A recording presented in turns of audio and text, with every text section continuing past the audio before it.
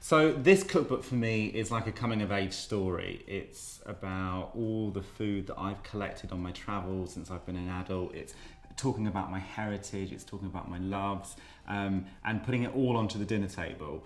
The original cookbook I wrote were all recipes from my dad. It was the stuff that he fed us. And I suppose in a weird way, I've written this book to pass back to him, to show him that I've become an adult, I've become a cook in my own right, and I've adapted all of what he's taught me into my own life. And the one difference is that I've really focused in on the health element of Chinese food, about how it doesn't have to be unhealthy, how it can be really quick, it can be really easy and really good for you at the same time, using fresh ingredients.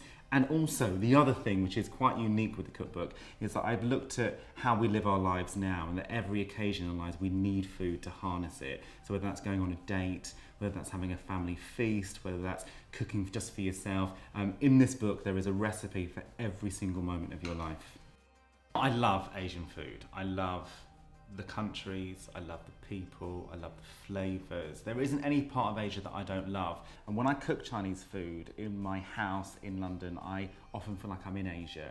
And it's a really wonderful journey to go on. And that is the beauty about Asian food. It is so particular in flavour. There's so many things that you would use in Asian cooking that you wouldn't use anywhere else in the world. It does take you to one central place. And also, one of the great things about cooking Asian foods is you can use the same 6 ingredients in 2 completely different dishes, but if you cook them slightly differently in a different order, they taste completely different.